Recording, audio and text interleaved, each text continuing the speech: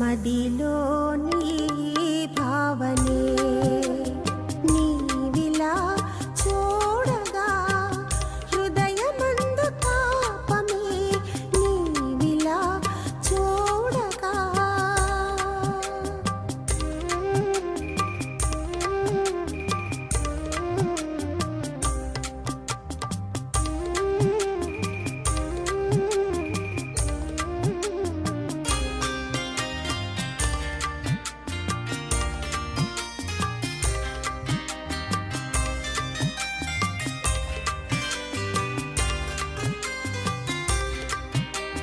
కన్నులలో కదిలేనులే స్నేహమనే వెన్నెలా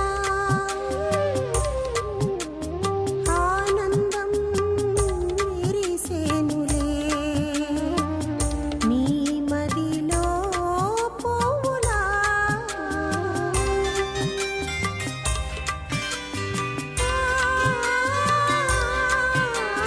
కన్నులలో కదిలేనులే స్నేహమనే వెన్నెలా ఆనందం విరిసేనులే నీ దరిలో పువ్వులా బాధలే పండుగ ప్రభువే మనతో ఉండగా బాధలే పండుగ ప్రభువే మనతో ఉండగా స్వర్గమంతా నేల చేరే బాబా నీ వెంటే ఉండగా నీవిలా చూడగా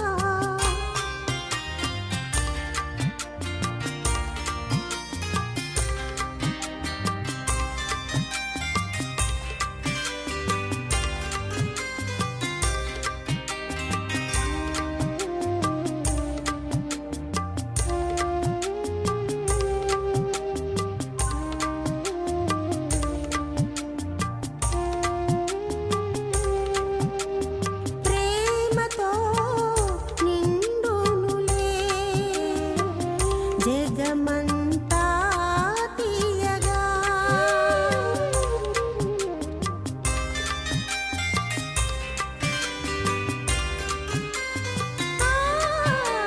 ప్రేమతో నిండునులే జగమంతా తీయగా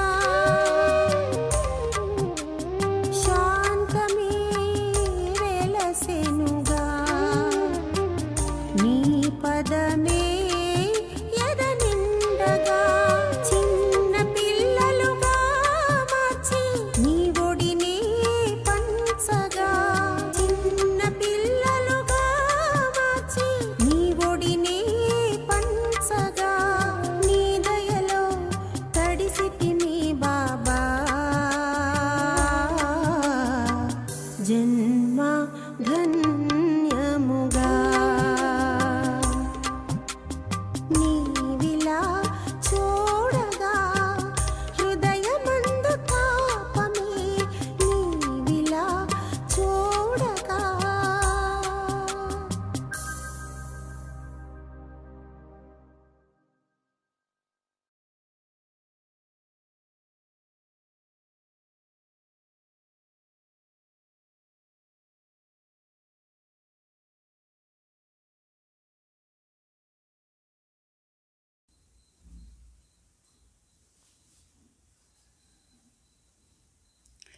ఓం శాంతి. Good morning. ఈరోజు సాకార్ మురళిలో బాబా చెప్తారు, मीठे बच्चे, तुम्हारा वायदा है कि जब आप आएंगे तो हम वारी जाएंगे. अभी बाप आए हैं, तुम्हें वायदा याद दिलाते हैं. श्री बाबा చెప్తారు, మీఠే బచ్చే, మీరు భక్తి మార్గంలో ఉండేటప్పుడు ప్రతిజ్ఞ చేశారు. ఏమీని ప్రతిజ్ఞ చేసినారు? మీరు వస్తే మాత్రం మేము మీ బిడ్డగానే అయిపోతాం, మీ పైన సమర్పణ అయిపోతాం చెప్పినాం మనం భక్తి మార్గంలో. మరి ఇప్పుడు తండ్రి వచ్చి మనకు జ్ఞాపకం చేయిస్తారు, మీరు ఇట్లా చెప్పినారా లేదా వాయిదా అంటే ఆ ప్రతిజ్ఞాని జ్ఞాపకం చేయిస్తారు. మీరు వస్తే మాత్రం మేము అర్పణ అయిపోతాం చెప్పినారు, ఇక్కడ అయినారా లేదా అర్పణ? ఊరికే ప్రతిజ్ఞ మాత్రమేనా? ఇప్పుడు తన్మన్ ధన్ తేరా అని చెప్పేసి దాని ద్వారా సేవ చేస్తూ ఉంటే అర్పణ అయినట్టుగా, శ్రీమత్ అనుసారంగా నడుచుకుంటే బాబా పైన మన అర్పణ అయినట్టుగానే అర్థం. ఇంట్లోనే ఉండి కూడా अर्पणमय जीवन। प्रश्न, किस मुख्य विशेषता के कारण पूज्य सिर्फ देवताओं को ही कह सकते हैं? అంటే ఏ విశేషత ఆధారంతో దేవతలను మాత్రమే పూజ్య అని చెప్పచ్చు? ఏ ముఖ్య విశేషత అది? देवताओं की ही विशेषता है जो कभी किसी को याद नहीं करते हैं, न बाप को याद करते हैं, न किसी चित्रों को याद करते हैं, इसलिए उन्हें पूज्य कहते हैं। वहाँ सुख ही सुख रहता है, इसलिए किसी को भी याद करने की दरकार नहीं है। अभी तुम एक बाप की याद से ऐसे पूज्य पावन बनते हो जो फिर याद करने की दरकार नहीं रहती है। అంటే బాబా చెప్తారు ముఖ్య విశేషత ఏమంటే దేవతల్లో వాళ్ళు ఎప్పుడు ఎవరు తలంపుని చేయరు, అంటే శివబాబా తలంపుని చేయరు. సత్యుగంలో శివబాబా తలంపు చేసే అవసరమే లేదు. మరి వాళ్ళు ఏమైనా కావాలని చెప్పి ఏ దేవతా చిత్రాన్ని పెట్టుకొని కూడా పూజ చేయరు, తలంపు చేయరు. అందుకోసమే వాళ్ళని పూజ్య అని చెప్తారు. వాళ్ళ బుద్ధి ఎంత ప్లెయిన్గా పవిత్రంగా ఉంటుందంటే ఎవరి తలంపు లేదు అక్కడ. మరి అక్కడ సుఖమే సుఖం ఉంటుంది, చాలా సుఖం ఉంటుంది. అందువల్ల ఎవరిదైనా తలంపు చేయాలని కూడా వాళ్ళకు అవసరం లేదు. మరి శివబాబా చెప్తారు, ఇప్పుడు మీరు ఒక్క తండ్రి తలంపు మాత్రమే చేయాలి, అప్పుడే ఇట్లా పూజ్యంగా అవుతారు. ఏంటంటే శివబాబా తలంపు చేస్తూ ఉంటే మన ఆత్మ చాలా పవిత్రమైపోతుంది, పావనంగా అయిపోతుంది. తర్వాత మన దేవత అయిపోతాం. అందువల్ల తలంపు చేసేదే అవసరమే లేదు అక్కడ. ఓం శాంతి. मीठे मीठे रूहानी बच्चे, अभी रूहानी आत्मा तो नहीं कहेंगे, रूहानी बच्चे कहेंगे। रूह अर्थात ही आत्मा है, एक ही बात है। रूह अथवा आत्मा एक ही बात है। रूहानी बच्चों प्रति बाप समझाते हैं, आगे कभी भी आत्माओं को परमपिता परमात्मा ने ज्ञान नहीं दिया था। बाप खुद कहते हैं, मैं एक ही बार कल्प के पुरुषोत्तम संगम युग पर आता हूँ।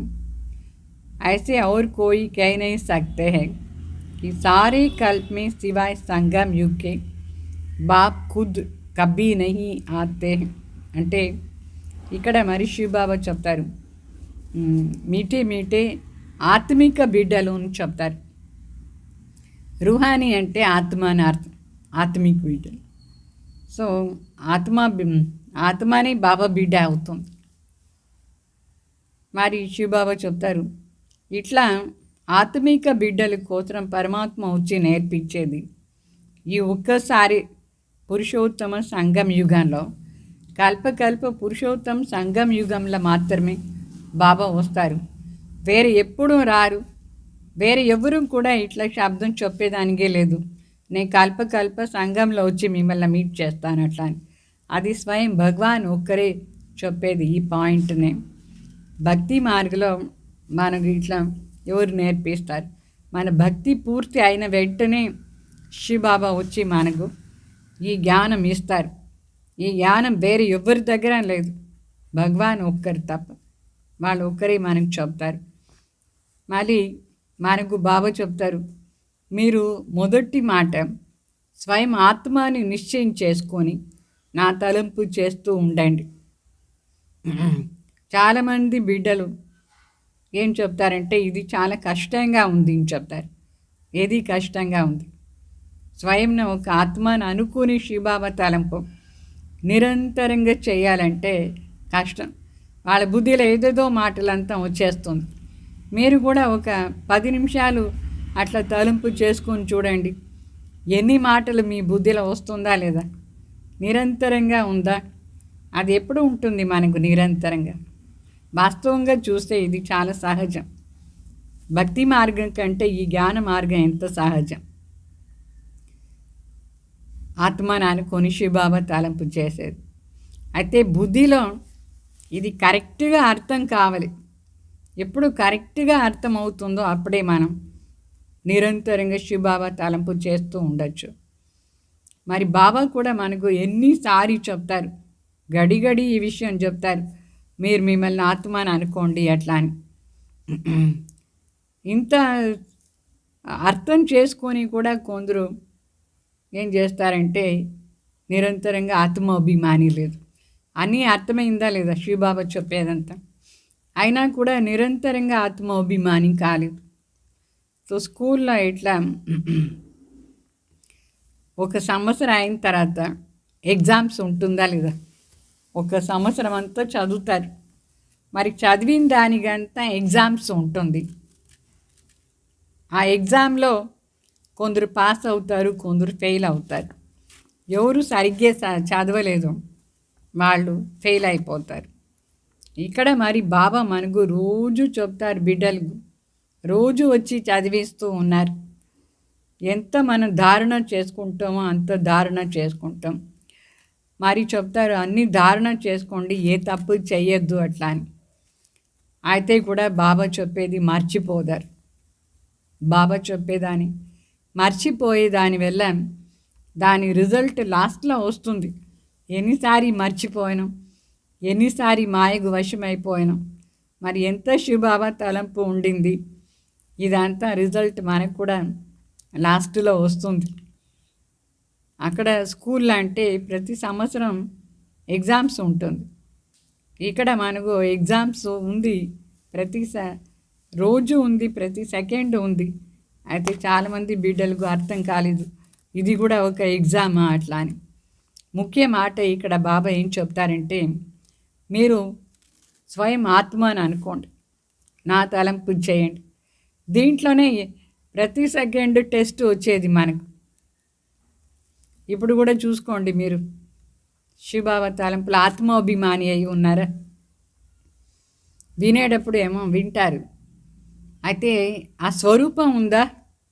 ఆ స్వరూపంలా ఉండాలి. నేను ఒక ఆత్మ జ్యోతి, నేను శివబాబా బిడ్డ అట్లా అని. తో తండ్రియే మనకు చెప్తారు, మామేకం యాద్ కరో అట్లా అని. నా ఒక్కడిన మాత్రమే తలంపు చేయండి అట్లా అని శబ్దం. వేరే ఎవరు దేహదారి చెప్పేదానికే లేదు. దేహదారి ఇట్లా స్వార్థం చెప్తే స్వార్థం అనుకుంటాం. అయితే భగవాన్ ఇట్లా చెప్తే మనకు కళ్యాణం ఉంది, దాంట్లో మనకు మంచిది ఉంటుంది. ఒక్క శివబాబా తలంపు మాత్రమే చేస్తాయి. వేరే ఏ దేహదారి తలంపు చేసినా మనకు కళ్యాణం లేదు, మంచిది లేదు. तो बाप कहते हैं मैं एक ही बार आता हूँ.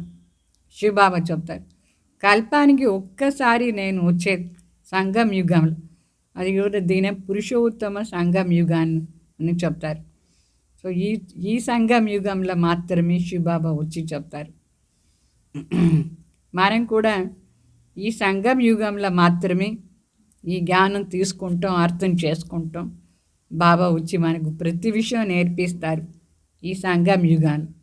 తర్వాత ఏమవుతుంది, ఈ జ్ఞానం ఎవరెవరు తెలుసుకున్నారు వాళ్ళు సత్యుగంలో వస్తారు.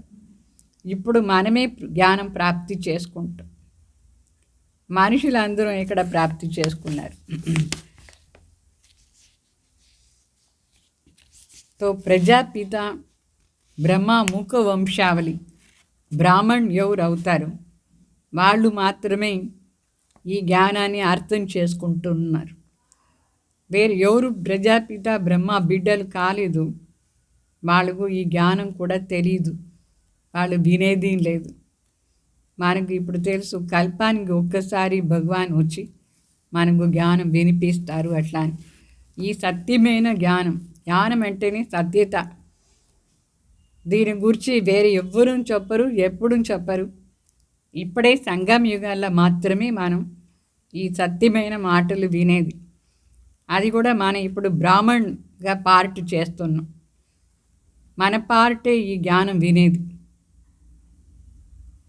మరి ఈ వర్ణాల్లో కూడా మనమే వస్తాం. ఎవరెవరు బ్రాహ్మణ్ అవుతారు వాళ్ళే సత్యుగంలో దేవతా వర్ణం, మరి క్షత్రియ వర్ణం, శూద్ర అంటే మళ్ళీ వైశ్య వర్ణం, మళ్ళీ శూద్ర వర్ణం, మళ్ళీ బ్రాహ్మణ్ వర్ణం. ఈ 5 వర్ణాల్లో వచ్చేది బ్రాహ్మణ్ది మాత్రమే. వేరే ధర్మం వాళ్ళకు ఈ 5 వర్ణాలది మాటనే లేదు. ఏంటంటే వాళ్ళు బ్రాహ్మణ్ కాలేదంటే దేవతానం కారు, దేవత లేదు, క్షత్రియును లేదు. వాళ్ళు వచ్చేదే ద్వాపర యుగం నుంచి వేరే ధర్మం వాళ్ళు. అందువల్ల ఈ భారతవాసీలు ఎవరెవరు దేవతలు అయ్యే వాళ్ళు ఉన్నారు వాళ్ళకు మాత్రమే 5 వర్ణాలు మాట. అంటే దేవత, క్షత్రియ, వైశ్య, శూద్ర, మళ్ళా బ్రాహ్మణ్ అయ్యేవాళ్ళు. మరి బ్రాహ్మణి భారతవాసీలు అవుతారు. భారతవాసీలు అంటే అర్థం ఏమంటే దేవీ దేవతా ధర్మం వాళ్ళు పరంధామ్ నుంచి నేరుగా భారత్లో వచ్చి ఈ ధర్మంలో వస్తారు. తండ్రి కూడా ఇక్కడ భారతదేశంలోనే వస్తారు.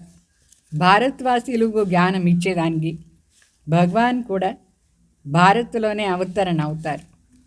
సో మనందరం ప్రజాపిత బ్రహ్మ ముఖ వంశావళి బ్రాహ్మణ్, సాధారణ బ్రాహ్మణ్ కాదు, ముఖ వంశావళి బ్రాహ్మణ్. మనమే బ్రహ్మ ముఖ వంశావళి బ్రాహ్మణ్. మళ్ళీ పోయి దేవత మరి క్షత్రియ అవుతాం. క్షత్రియ ఎవరు చేయరు, ఆటోమేటికలీ దేవత అయిపోయిన తర్వాత క్షత్రియులు అయిపోతారు. అయితే దేవత అయ్యేదానికి మనందరం ఇక్కడ పురుషార్థం చేసేది. సో మన బ్రాహ్మణ్గా చేసేది శివబాబా. తర్వాత మన పురుషార్థ అనుసారంగా మనం దేవత అవుతాం. అర్థమైందా? బ్రాహ్మణుగా చేసేది అంటే జ్ఞానం. శివబాబా వచ్చి బ్రహ్మ ద్వారా జ్ఞానం ఇస్తారు. ఆ జ్ఞానం ఎవరెవరికి అర్థమైందో వాళ్ళందరూ బ్రాహ్మణ్. ఆ బ్రాహ్మణ్ పురుషార్థ అనుసారంగా దేవత అవుతారు, క్షత్రియులు అవుతూ ఉంటారు. మళ్ళీ కొంచెం కళలు తగ్గిపోయి ఆటోమేటిక్లీ దేవత నుంచి క్షత్రియ అయిపోతారు, క్షత్రియ నుంచి వైశ్య శూద్ర అయిపోతారు. సో తండ్రి వచ్చి మొదట్లో ఏం చేస్తారంటే బ్రాహ్మణ్ణే చేస్తారు. బ్రాహ్మణ్ దేవత అయిపోయి మళ్ళీ క్షత్రియ అయిపోతారు. ఈ 3 ధర్మాలు శివబాబా ద్వారా స్థాపన అయ్యేది. బ్రాహ్మణ్, దేవత, క్షత్రియ. ఈ 3టికి ఆధారం శివబాబా జ్ఞానం. ఇట్లా కాదు సత్యుగ త్రేత అయిపోయిన తర్వాత మళ్ళీ వస్తారు, లేదు బాబా ఏమీ మళ్ళీ రారు. మనుషులకు ఇది అర్థం కాదు. అందువల్లనే సత్యుగ త్రేతాలకు కూడా భగవాన్ వస్తారు అని చెప్తారు. వాస్తవంగా శివబాబా ఏమీ యుగాల రారు. ప్రతి యుగంలో భగవాన్ వస్తే వాల్యూ ఏముంది? వాళ్ళ మాట మనం వినాలి కదా. సో సత్యయుగంలో శివబాబా వస్తే మరి మనం క్షత్రియ అయ్యేదే లేదు. ఒకవేళ త్రేత అంత సమయంలో శివబాబా వస్తే మా ద్వాపర యుగమే ఉండదు. అందువల్ల భగవాన్ వచ్చే సమయం కలియుగాని అంతు సమయం, సత్యయుగాని ఆది సమయంలో. అప్పుడే పరమాత్మ మాట అందరూ విని బ్రాహ్మణ్ అయ్యి దేవత అవుతారు. సో కల్పాని సంఘంలో భగవాన్ వస్తారు, యుగాని సంఘంలో పరమాత్మ రారు. మరి శివబాబా చెప్తారు, నేను వచ్చేదే ఎందుకంటే మీ అందరినే బ్రాహ్మణుగా చేసేదానికి. ప్రజాపిత బ్రహ్మ ద్వారా బ్రాహ్మణుగా చేస్తారు.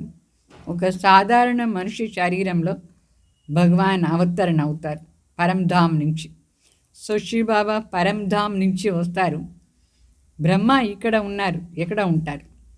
ఈ స్థూల ప్రపంచంలోనే కదా భగవాన్ వచ్చి అవతరణ అవుతారు. వాళ్ళ పేరే బ్రహ్మ అని అర్థం. వేరే ఎక్కడో లేదు బ్రహ్మ, ఈ స్థూలమైన ప్రపంచంలోనే ఉన్నారు. వాళ్ళు అంటే 84 జన్మ అది, లాస్ట్ జన్మ శివబాబా ప్రవేశమవుతారు. అయితే శివబాబా పునర్జన్మమే లేదు, ఊరికి అవతరణ అవుతారు ఈ శరీరంలో. అవతరణ అయిపోయిన తర్వాత మళ్ళీ పరంధాంలోనే కూర్చొనేస్తారు. పునర్జన్మ అని మాటనే లేదు శివబాబా. అయితే బ్రహ్మ సరస్వతి వీళ్ళే మరి లక్ష్మీనారాయణ అయిపోతారు.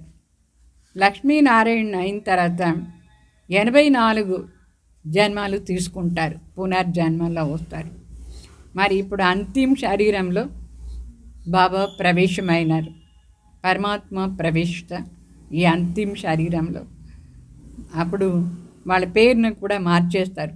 దాదా లేఖరాజుగా ఉండింది, శివబాబా వచ్చిన తర్వాత బ్రహ్మ అని పేరు పెట్టినారు. వీళ్ళకి కూడా ఈ పేరు మొదట్లో తెలీదు, నేను బ్రహ్మ అవుతాను అనే శివ అంటే బ్రహ్మ బాబాకు తెలీదు, దాదా లేఖరాజుగా ఉండేటప్పుడు. మరి వీళ్ళే ఈ పేరు తన పైన పెట్టుకోలేదు, భగవాన్ వచ్చి ఇచ్చినారు. సో ఎట్లా బిడ్డలకు జన్మ ఇచ్చేసి పేరు పెట్టేది తల్లిదండ్రి కదా. సో శివబాబా ఈ బ్రహ్మ ఆత్మకు పేరు ఇచ్చినారు, బ్రహ్మ అట్లా అని. మరి బర్త్డే కూడా చేస్తారు తల్లిదండ్రులు. వీళ్ళ జన్మ పత్రి మొదట్లో దాదా లేఖరాజ్, మొదట్లో వీళ్ళ శరీరాని పేరు లేఖరాజ్ను ఉండేది. చిన్నప్పుడు లేఖరాజ్, శివబాబా ప్రవేశం అయిపోయిన తర్వాత బ్రహ్మ అని పేరు మారిపోయింది. సో పేరు చేంజ్ అయిన తర్వాత వీళ్ళు వానప్రస్థ అవస్థలో వచ్చేస్తున్నారు. సన్యాసం అంటే ఇల్లు వాకిలి సన్యాసం చేయలేదు, వికారాలను సన్యాసం చేస్తున్నారు. ఫ్యామిలీ లైఫ్ లౌకికంగా లేదు, అలౌకికంగా వచ్చేస్తున్నారు. ఇంట్లోనే ఉండి అన్నీ ఫాలో చేస్తున్నారు, పేరు బ్రహ్మ అని పెట్టుకున్నారు. మరి పవిత్రత అని ధారణ చేసుకున్నారు.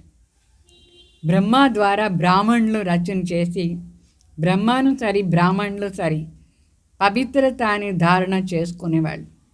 పవిత్రంగా ఇక్కడ శివబాబా వచ్చి తయారు చేస్తారు, జ్ఞానం ఇచ్చి ఆ యోగ శక్తి ద్వారా మనందరం పవిత్రమైపోతాం.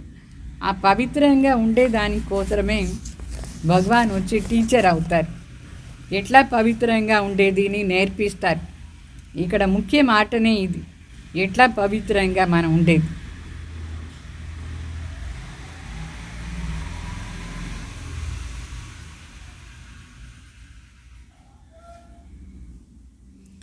సో మీకు ఇప్పుడు బాగా అర్థమైపోయింది, భక్తి మార్గంలో పూజ్యంగా ఎవరు ఉన్నారు, ఒక్కరు కూడా లేదు. మనిషి గురువులు అందరూ ఉన్నారు, కానీ వాళ్ళ దగ్గర పోయి అందరూ నమస్కారం చేస్తారు.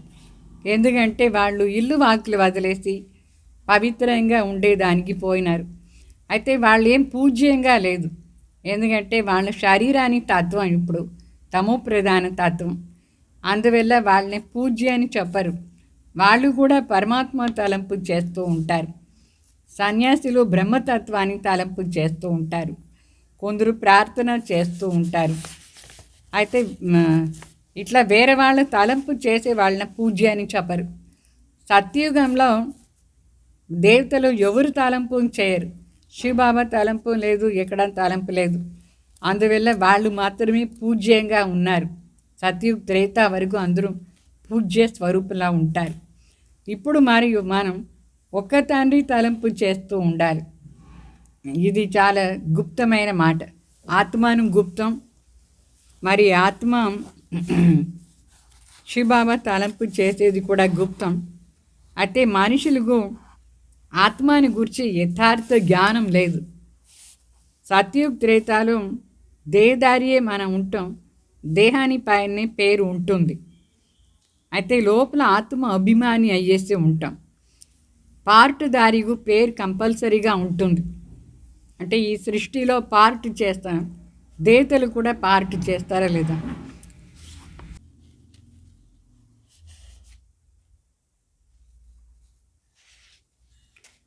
तुम जानते हो कि भक्ति मार्ग में पूज्य एक भी हो नहीं सकता है। मनुष्य गुरु आदि तो माथा टेकते हैं क्योंकि घर बार छोड़ पवित्र बनते हैं, बाकी तो उनको पूज्य नहीं कहेंगे। पूज्य वो जो किसको भी याद न करे।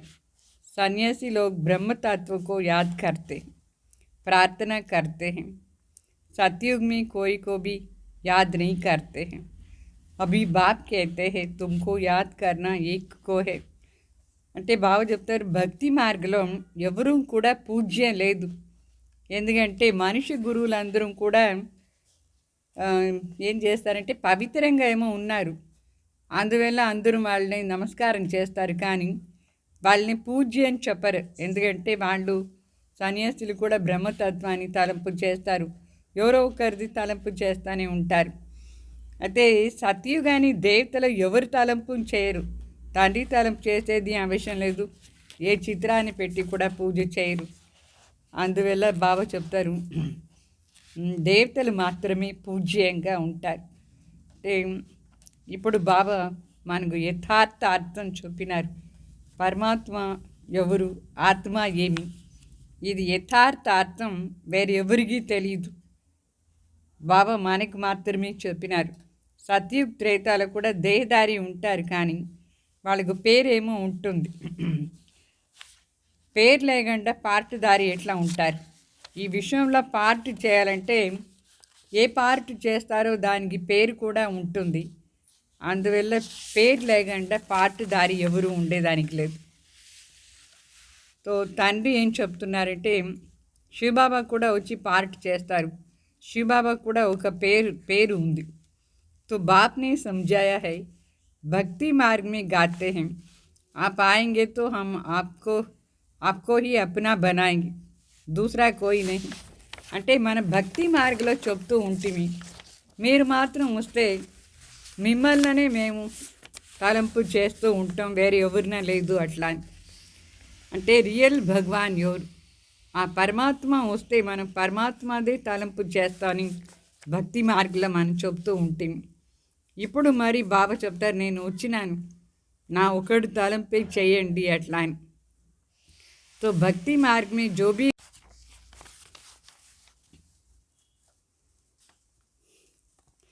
అంటే భక్తి మార్గంలో ఉండేటప్పుడు మనం ఏదో ఒక దేవతా తలంపు చేస్తూ ఉంటాం, దేహదారి తలంపు చేస్తూ ఉంటాం. అయితే బాబా చెప్తారు మీరు భక్తి మార్గంలో ఏం చెప్తూ ఉంటారంటే మీరు మాత్రం వస్తే మేము మీకు అర్పణ అయిపోతామని చెప్తున్నాం. అయితే ఎప్పుడు వస్తారో అది తెలీదు. అనేక దేహదారులది వాళ్ళ పేరుతో మనం పూజ చేస్తూ ఉంటాం, వాళ్ళ పేరుతో దేహదారులు పూజ అంటే వాళ్ళ పేరు పెట్టి. అర్ధకల్పం ఎప్పుడు భక్తి మార్గం పూర్తి అయిపోతుందో అప్పుడే శివబాబా వస్తారు. వచ్చి మళ్ళీ మనకు చెప్తారు మీరు జన్మ జన్మాంతరం చెప్తూ ఉంటుంది, మీరు వస్తే మాత్రం మీ తలంపై చేస్తాం, వేరే ఎవరు తలంపు చెయ్యము అట్లా అని మన భక్తి మార్గంలో చెప్పిందని జ్ఞాపకం చేయిస్తారు. మరి ఇప్పుడు శివబాబా చెప్తారు మీరు మీ దేహాన్ని కూడా మర్చిపోయి నా తలంపు చేయండి అట్లా అని. అయితే మీకు నేను ఎవరునే తెలియదు కదా, ఎట్లా తలంపు చేస్తారు? అందువల్ల శివబాబా ఈ భూమిలో అవతరణ అయ్యి చెప్తారు మొదటి మాట మీ దేహాన్ని తలంపు చేయొద్దు, మీరు ఆత్మని అనుకోండి, తర్వాత నా తలంపు చేయండి అని చెప్తారు. శివబాబా ఒకరే పతిత్ పావన్. ఆ పతిత్ పావన్ తలంపు చేస్తే మాత్రమే మనం పావన్ సతో ప్రధాన్ అవుతాం, లేదంటే సతో ప్రధాన్ అయ్యేది మనకు కానీ కాదు. మరి సత్యుగ్ త్రేతాలో ఏ తలంపు చెయ్యం మనం, తండ్రి తలంపు లేదు, ఏ చిత్రాన్ని తలంపు చేయం. అక్కడ చాలా సుఖం ఉండింది. మరి తండ్రి వచ్చి మనకి ఇప్పుడు చెప్తారు మీరు ఎంత దగ్గర వస్తూ ఉంటారు అంటే బాప్ సమాన్ స్థితి అవుతూ ఉంటుందో అంత మీరు కర్మాతీత అవుతూ ఉంటారు. అంటే టైం పాస్ అవుతూ ఉంటుంది. మనం యోగం చేస్తూ ఉంటే కర్మాతీత అవస్థ దగ్గర వచ్చేస్తాం. అయితే సత్యుగ్ అనేది కొత్త ప్రపంచం, అక్కడ మనం చాలా కొత్త జీవనం చాలా బాగుంటుంది, చాలా సంతోషంగా ఉంటాం. మళ్ళీ 25% తర్వాత త్రేతాయుగం అంటే 25% పాత అయిపోతుంది. స్వర్గం అంటే పూర్తిగా సత్యుగమే 100%. తర్వాత సెమీ స్వర్గం అని చెప్తారు త్రేతాయుగాన్ని. మళ్ళీ బాబా వచ్చి చెప్తారు, మీరు భక్తి మార్గంలో పాట పాడుతూ ఉండేది మళ్ళా జ్ఞాపకం చేస్తూ ఉన్నారు. మనం చెప్పినాం, మీరు వస్తే మాత్రం మీ బిడ్డే అయిపోతాం, మీరు చెప్పేదే వింటాం, మీకే అర్పణ అయిపోతాం. అట్లా అని మనం ఎన్నిసారి భక్తి మార్గంలో ఇది గాయనం చేస్తూ ఉంటాము. అప్పుడు తండ్రి వచ్చి చెప్తారు, మీరు మొదట్లో ఆత్మ అని మీకు తెలియదు కదా, ఇప్పుడు ఆత్మని అర్థం చేసుకోండి. అంటే భక్తి మార్గంలో ఉండేటప్పుడు కూడా ఆత్మనే ఈ విషయం చెప్పింది, అయినా మనకు దేహ అభిమానం ఉండింది. ఆత్మ ఇంత సూక్ష్మ బిందు, ఆ దాన్ని చూడాలంటే దివ్య దృష్టి ద్వారానే మనకు కనిపిస్తుంది. ఆత్మ జ్ఞానం కావాలి ఆత్మని తెలుసుకునేదానికి. సో ఆత్మ మరి అంటే భక్తి మార్గంలో మనకు తెలిసి ఉండలేదు, అయినా కూడా ఏదో ఒకటి ధ్యానం చేస్తూ ఉంటుంది. ఇప్పుడు మనకు బాగా అర్థమైపోయింది, ఆత్మ అంటే జ్యోతి బిందు. ఇప్పుడు చాలా బాగా మనం అర్థం చేసుకుని బాబా తలంపు చేస్తాం. ఆత్మ సాక్షాత్కారానికి కోసం చాలామంది ట్రై చేస్తారు. అయితే ఇప్పుడు మన ఆత్మ సాక్షాత్కారం కావాలని మనం అనుకోము. ఎందుకంటే మనకు పూర్తిగా నాలెడ్జ్ వచ్చేసింది, ఆత్మ ఎట్లా ఉంటుంది, పరమాత్మ ఎట్లా ఉంటారు అట్లా అని. భక్తి మార్గంలో మనం ఏం విన్నామంటే, భగవాన్ అంటే వేల సూర్య కంటే ప్రకాశంగా ఉంటారు అట్లా అని, అంత తేజోమయగా ఉంటారు అట్లా అని మనం విన్నాం.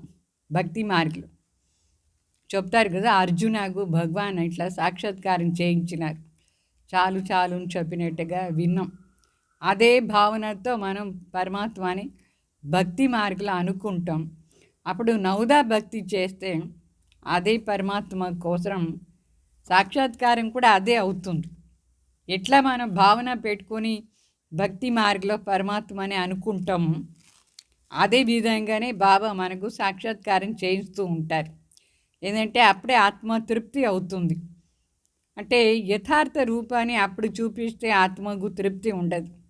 మనం ఎట్లా భక్తి మార్గంలో భగవాన్ని కూర్చి అనుకున్నామో ఆ విధంగానే శివబాబా మనకు సాక్షాత్కారం చేయిస్తూ ఉంటుంది. అప్పుడు ఆత్మ అక్కడ తృప్తిగా ఉండింది. మళ్ళీ ఆత్మ చెప్తూ ఉంటుంది, మీరు వస్తే మాత్రం మీ తలంపే చేస్తాం, మీ మాటలే వింటాం అట్లా అని చెప్తూ ఉంటుంది ఆత్మ. అది మరి ఇప్పుడు జ్ఞానం వచ్చిన తర్వాత శివబాబా మనకు జ్ఞాపకం చేయిస్తారు, ఆత్మని చూసేదానికి కాదు, శరీరాన్ని చూడొచ్చు, శరీరం పైనే పేరు ఉంటుంది.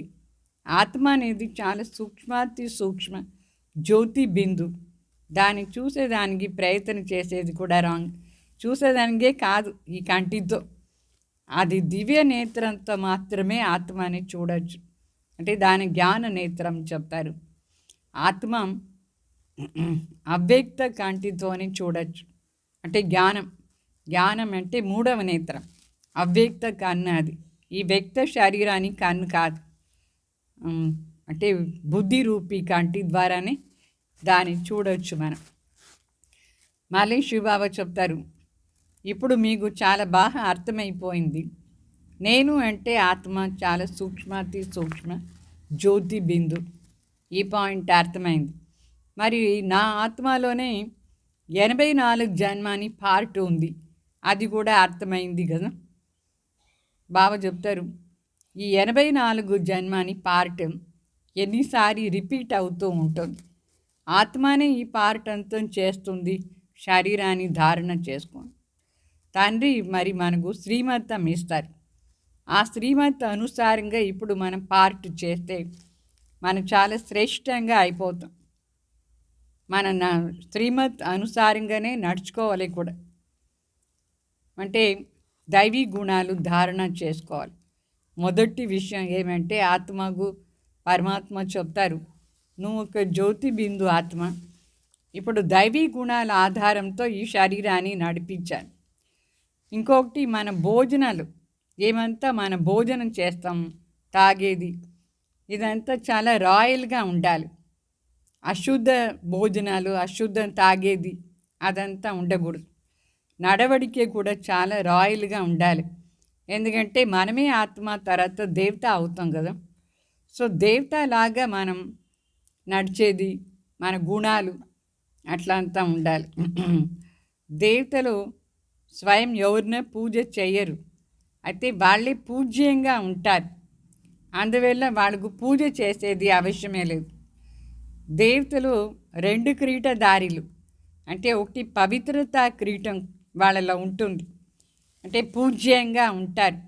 ఎందుకోసం పూజ్యంగా ఉంటారంటే వాళ్ళు వేరు ఎవరు తలంపు చేయరు, పవిత్రతా శక్తి వాళ్ళలో ఉంటుంది. సత్యయుగంలో ఎవరినే పూజ చేసేది అవసరమే లేదు, త్రేతాయుగం వరకు అవసరమే లేదు. అంటే బాకీ పరస్పరంగా మర్యాద ఉంటుంది. దేవతలకు పరస్పరంగా చాలా మర్యాద ఉంటుంది. ఇట్లా కాదు పూజ చేస్తేనే, నమస్కారం చేస్తేనే మర్యాద, అట్లా లేదు. ఎవరికి నమస్కారం చేయరు, బాకీ మర్యాద ఇస్తారు, గౌరవంగా చూస్తారు, పరస్పరంగా గౌరవంగా చూస్తారు. భక్తి మార్గంలో మనం ఏమనుకుంటామంటే నమస్కారం చేస్తేనే గౌరవం, అట్లా అని కాదు. మనసులో బాగా నడుచుకునే విధానం తెలుసుకోవాలి. అంటే రికార్డ్ ఉండేది, అంటే గౌరవం ఉండేది. ఇట్లా ఇప్పుడు ప్రెసిడెంట్ వస్తారు, అందరూ వాళ్ళకు గౌరవం ఇస్తారా లేదా? ఆ సీటుకు గౌరవం ఉంటుంది.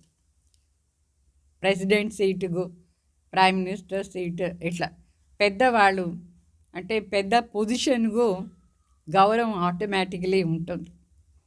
అంటే వాళ్ళని ఏమి నమస్కారం చేసేది అవసరం లేదు. అందుకే బాబా ఇప్పుడు మనకు ఏం చెప్తున్నారంటే, మీరు జ్ఞాన మార్గంలో నడుచుకుంటున్నారు, ఇది కంప్లీట్గా వేరే. ఇక్కడ పరస్పరంగా కాలు కింద పడేది, నమస్కారం చేసేది, ఆ విషయాలంతా లేదు. అంటే ఆత్మని చూడండి, అదే పెద్ద గౌరవం ఇచ్చే మాట. పరస్పరంగా ఆత్మని అనుకొని వేరే వాళ్ళని ఆత్మని చూడాలి. అయితే ఇది మర్చిపోకూడదు. బిడ్డలు దీన్ని మర్చిపోయిన దానివల్ల శరీరాన్ని పేరుని, శరీరాన్ని తలంపు చేస్తారు. పని ఏమో మనం చేయాలి. పని చేసేటప్పుడు ఫలానా రా అని చెప్పి పిలుస్తామా లేదా? ఇప్పుడు మీ పేరు ఫలానా ఉంటుంది, మనకు మీ దగ్గర పని ఉంటాయి, మీ పేరు చెప్పి పిలిచి పని ఈ సేవ చేయి అట్లా చెప్తామా లేదా? పేరు లేకుండా సేవను పిలిచేది ఎట్లా? ఇప్పుడు రాజీరా, ఇక్కడ రోజీరా అని పిలుస్తామా లేదా? పేరు చెప్పే కదా పిలిచేది. ఆత్మ రా అట్లా అంటే ఏ ఆత్మ వస్తుంది? మనకి ఎవరి దగ్గర పని ఉంటుందో ఆ పేరున చెప్పి పిలిచి ఆ పని చేయిస్తాం. ఊరికే హే ఆత్మ ఇక్కడ రా అంటే ఎవరు వస్తారు? అందువల్ల శరీరానికి పార్ట్ చేసేదానికి పేరు ఉంటుంది. ఏదైనా వాళ్ళ దగ్గర సేవ చేయించుకోవాలంటే కూడా ఆ పేరు చెప్పి పిలిచి మనం సేవ చేయించుకుంటామా లేదా? ఏదైనా ఎవరికైనా ఇవ్వాలంటే వాళ్ళ పేరు చెప్పి పిలిచి మనం ఇస్తాం. అంటే మనందరం శరీరం ద్వారా పార్ట్ ఏమో చేస్తాం. అయితే బుద్ధిలో ఏమనుకోవాలంటే నేను ఆత్మ, నేను శివబాబా బిడ్డ, అట్లా అని బాబా తలంపు చేయాలి. సో కృష్ణ భక్తులు ఏమనుకుంటారంటే మనం కృష్ణ తలంపే చేయాలి. ఎక్కడ చూసినా అక్కడ శ్రీకృష్ణ అని కృష్ణ ఉన్నారు అట్లా అని వాళ్ళ భావన అది. ఎక్కడ చూసినా కృష్ణ అని వాళ్ళ మనసు ద్వారా చూస్తారు. అంటే తలంపు చేసేది నా అర్థం. ఎక్కడ చూసినా అక్కడ ఎట్లా ఉంటారు, మళ్ళా అనుకుంటారు నేను కూడా కృష్ణ, నువ్వు కూడా కృష్ణ, అందరం కృష్ణ. ఎట్లా అయ్యప్ప స్వామి భక్తులు ఉంటారు, వాళ్ళు స్వామి స్వామిని పిలిచి ప్రతి ఒక్కరిని అయ్యప్ప స్వరూపంలో చూస్తారు. అట్లా ఎట్లా అవుతుంది? అందరూ అయ్యప్ప అవుతారా? అందరూ కృష్ణ అవుతారా? లేదు. మన కోసం మన పేరు కూడా ఉంటుందా లేదా? ఇప్పుడు మీ పేరు సత్యనారాయణని, అయితే మిమ్మల్ని శివబాబాని అనుకుని చూసేదా ఏం లేదు. మీ పేరుతోనే మిమ్మల్ని పిలిచి పని చేయించుకుంటామా లేదా? అందుకు బాబా చెప్తారు, ప్రతి ఒక్కరికి వేరే వేరే పేరు ఉంటుంది. అయితే ఆ భావనలో వాళ్ళు ఏం చెప్తారంటే, ఎవరిని చూసినా నేను కృష్ణ రూపంలో చూస్తున్నాను, కృష్ణ నాకు కనిపిస్తారు అట్లా అని భావనతో చెప్తారు. సో అందరి పేరు కృష్ణ ఎట్లా అవుతుంది? కాదు, అందరు శరీరానికి వేరే వేరే పేరు ఉంటుంది. మనుషులు ఏమొస్తుందో అదని మాట్లాడుతూ ఉంటారు, అదని చెప్తూ ఉంటారు. ఇదంతా భక్తి మార్గం. భక్తి మార్గంలో వాళ్ళకు ఏ చిత్రం ఇష్టమో వాళ్ళనే భగవాన్ని అనుకొని తలంపు చేస్తూ ఉంటారు. ఆ రూపాన్ని అందరిలో చూస్తారు వాళ్ళు. బాబా ఇక్కడ నేర్పించింది ఏమంటే, అందరినీ ఆత్మిక రూపంలో చూడండి. శరీరానికి వేరే వేరే పేరు ఉంటే కూడా బుద్ధి ద్వారా ఆత్మనే చూడాలి. అర్థమైందా? పతిత్ పావన్ శివబాబా వాళ్ళ తలంపుని కూడా పరమాత్మ జ్యోతి బిందు రూపంలో చూడాలి. మనుషులు చిత్రాలు అనేక పెట్టుకుంటారు. పతిత్ పావన అందరూ అయ్యేదానికి లేదు. ఇప్పుడు హనుమాన్ చిత్రం ఉంటుంది. హనుమాన్ ఏమైనా పతిత్ పావన? లేదు.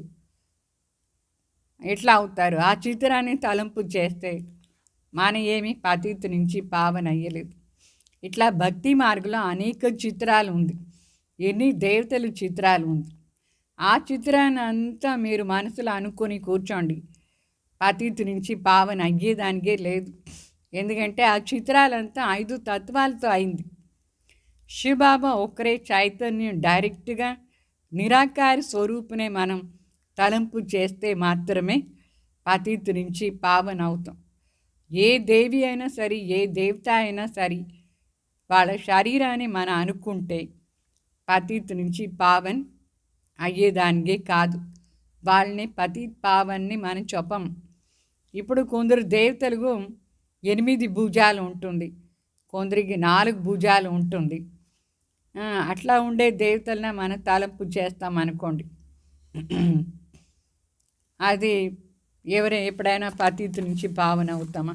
లేదు. ఆ 8 భుజాలది రహస్యం ఏమీ తెలుసుకోవాలి. 4 భుజాలది రహస్యం ఏమీ తెలుసుకోవాలి. ఈ రహస్యం మనకి ఇప్పుడు తెలుసు, కానీ పతిత్ పావన్ ఒక్కరే శివబాబా. వీళ్ళందరం ఎవరుని మనకి ఇప్పుడు తెలిసింది.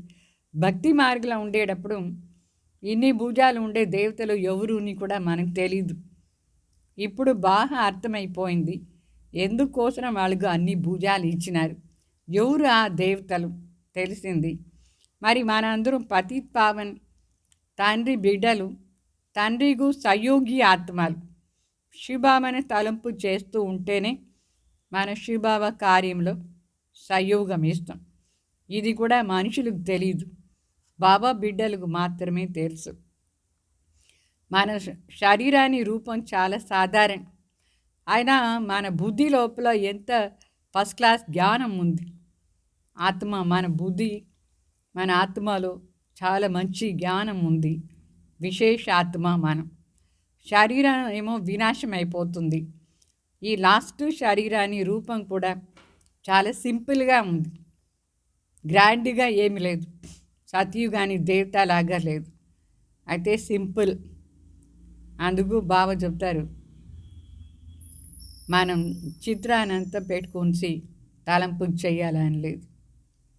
సో ఇదంతా శరీరం, పంచతత్వాన్ని శరీరం అన్నీ వినాశమైపోతుంది. వాస్తవంగా దేవీ దేవతలు మనమే అవుతాం. దేవీలు ఎవరు? ఇప్పుడు శివబాబా బిడ్డలు ఎవరెవరు అయినారు, వాళ్ళే దేవీ దేవత అవుతారు. మరి పేరు కూడా మనకు ఉంది. లౌకికంలో దేవీ దేవతలది పేరు అనేక ఉంది. సీతాదేవి అని చెప్తారు, లక్ష్మీదేవి అని చెప్తారు, ఫలానా దేవి అని చెప్తారు. దేవీలు చాలామంది ఉన్నారు. సో మరి దేవతను చాలామంది ఉన్నారు. ఫలానా దేవి శ్రీమతిని కూడా చెప్తారు. అంటే ఇప్పుడు ఎవరిని శ్రీమతిని చెప్పేది రాంగ్ అయిపోతుంది. అంటే పవిత్రంగా ఉండే వాళ్ళని మాత్రమే స్త్రీ లేదు శ్రీమతి అని చెప్పచ్చు. ఇప్పుడు ఉండేవాళ్ళు పేరేమో దేవతాది పెట్టుకుంటారు, కానీ స్త్రీని చెప్పేది తప్పు. ఇప్పుడు మనం పావన్ అయ్యేదానికోసం పురుషార్థం చేస్తూ ఉంటాం. పావన్ అయిపోయిన తర్వాత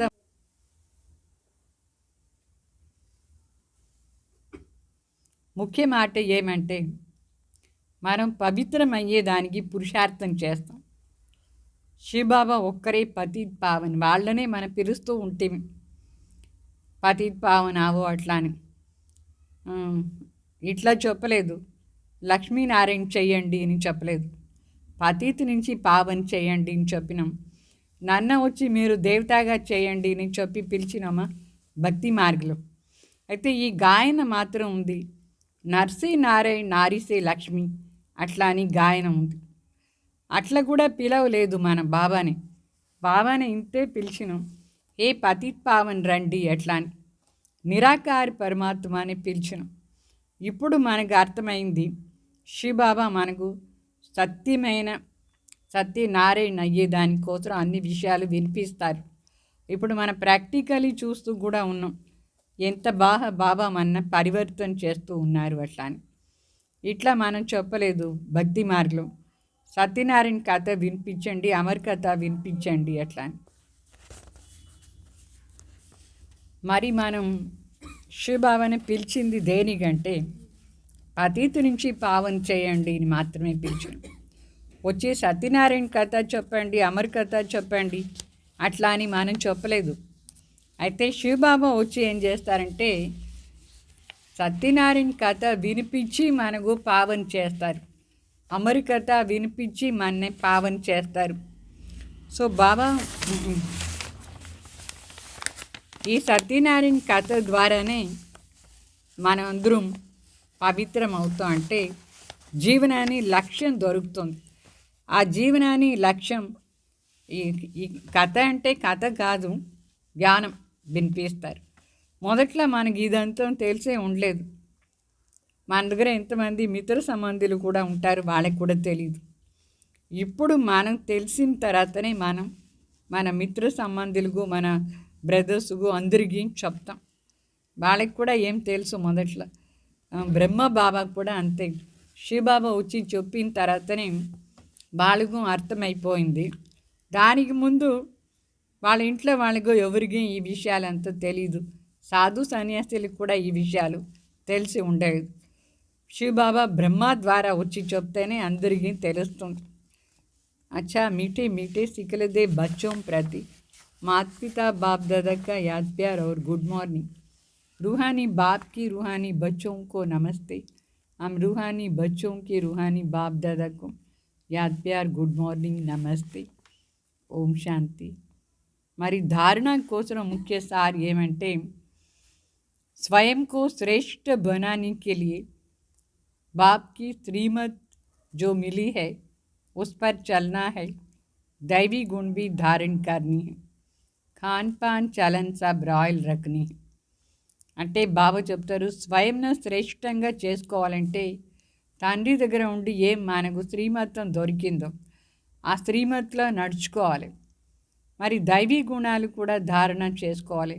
మన భోజనాలు అంతా కూడా చాలా రాయల్గా ఉండాలి, నడవడికే రాయల్గా ఉండాలి. తర్వాత సెకండ్ పాయింట్ ఏమంటే एक बाप को याद एक दो को याद नहीं करना है, लेकिन रिकॉर्ड ज़रूर देना है। पावन बनने का पुरुषार्थ करना है और कराना है।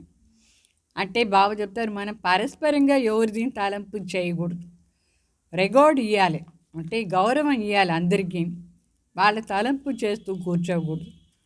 మరి పావన్ అయ్యే పురుషార్థం ఏమో మనం చేస్తూ वरदान सर्व खजानों को समय पर यूज़ कर निरंतर खुशी का अनुभव करने वाले खुश नसीब आत्मा भाव।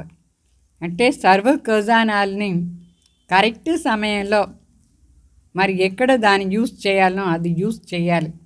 అట్లా యూజ్ చేసి నిరంతరంగా ఖుషీని అనుభవం చేసేవాళ్ళు ఖుష్ నసీబ్ ఆత్మా భావ.